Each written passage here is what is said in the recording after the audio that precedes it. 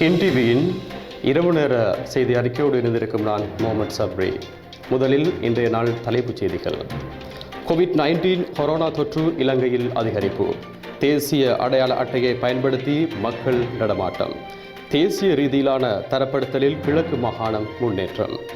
சஹரா foundation ஏற்பாட்டில் உலர் உணவு பொதிகள் வழங்கி வைக்கப்பட்டன. இனி விரிவான செய்திகளை பார்ப்போம். கோவிட்-19 கொரோனா தொற்றுக்குள்ளானவர்களின் எண்ணிக்கை இலங்கையில் அதிகரித்து வருவதை காணக்கூடியதாக இருக்கின்றது. இலங்கையில் கோவிட்-19 கொரோனா தொற்றாளர்களின் எண்ணிக்கை அதிகரித்து வருகின்றது. இதுவரைக்கும் கொரோனா தொற்றாளர்கள் இனம் காணப்பட்டுள்ளனர். இறுதியாக பேர் கொரோனா தொற்றாளர்களாக இனம் காணப்பட்டதனை அடுத்து அதிகரிப்பு ஏற்பட்டுள்ளது. சிகப்பு எச்சரிக்கையாக விடுக்கப்பட்ட மாவட்டங்களில் எதிர்வரும் மே மாதம் 4ஆம் திகதி வரை ஊரடங்கு உத்தரவு நீடிக்கப்பட்டுள்ளது. ஏனைய மாவட்டங்களில் இன்று ஊரடங்கு தளர்த்தப்பட்டது. ஊரடங்கு தளர்த்தப்படுகின்ற காலகட்டங்களிலே தேசிய அடையாள அட்டையினை பயன்படுத்தி மக்கள் அத்தியாவசிய பொருட்கள் கொள்வனவு செய்கின்ற காட்சிகள் எமது கேமராவில் இவ்வாறு பதிவாகின. கோவிட்-19 கொரோனா வைரஸ் தாக்கத்திலிருந்து நாட்டு மக்களை பாதுகாப்பதற்காக அமுல்படுத்தப்பட்டிருந்த ஊரடங்கு சட்டம் இன்று பல மாவட்டங்களில் தளர்த்தப்பட்டது.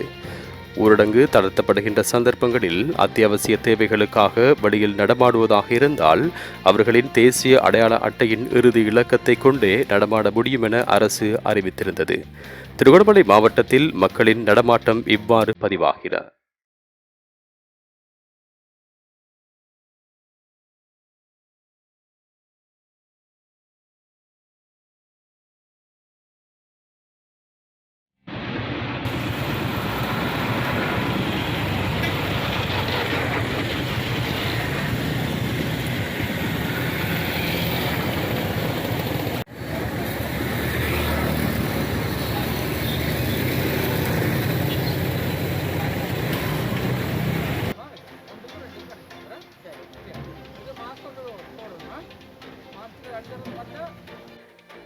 முகக்கவசம் அணியாத ஒரு சிலரை போலீசார் அழைத்துச் சென்றனர். நடைபெற்று முடிந்த கல்வி பொதுத்தராதர சாதாரண தர பரீட்சையில் தேசிய ரீதியிலான தரப்படுத்தலிலே கிழக்கு மாகாணம் 9ஆம் இடத்திலிருந்து 7ஆம் இடத்திற்கு முன்னேற்றம். நடைபெற்று முடிந்த கல்வி பொதுத்தராதர சாதாரண தர பரீட்சையில் தேசிய ரீதியிலான தரப்படுத்தலில் கிழக்கு மாகாணம் 9ஆம் இடத்திலிருந்து 7ஆம் இடத்திற்கு முன்னேறியுள்ளது. திருகோணமலை மாவட்டத்தில் 2 பாடசாலைகளில் 10க்கும் அதிகமான மாணவர்கள் 9 திருமைச் சித்திகளை பெற்றுள்ளனர். மட்டக்களப்பு மாவட்டத்தின் மட்டக்களப்பு மத்திய வலயத்தில் 100க்கும் அதிகமான மாணவர்கள் 9 திருமைச் சித்தியினை பெற்றுள்ளனர்.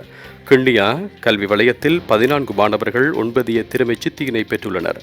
இதில் கிண்ணியா மகளிர் கல்லூரி தேசிய பாடசாலை மாணவிகள் 10 பேர் உள்ளடங்குவதாக கிண்ணியா வலய கல்வி பணிப்பாளர் தெரிவித்தார். சஹரா ஃபவுண்டேஷன் ஏற்பாட்டில் உலர் உணவு பொதிகள் வழங்கி வைக்கின்ற நிகழ்வு கிண்ணியா ரகுமானியா பிரதேசத்தில் இடம்பெற்றது.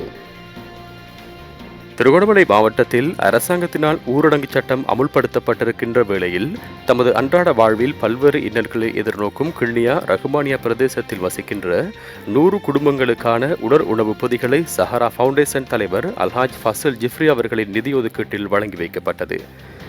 இந்நிகழ்வானது சவுதி அரேபியாவின் இலங்கைக்கான தூதரகத்தின் நிர்வாக மற்றும் கணக்கியல் துறை சிரேஷ்ட உத்தியோகத்தர் அசீஸ் நலிமி அவர்களின் தலைமையில் நடைபெற்றது.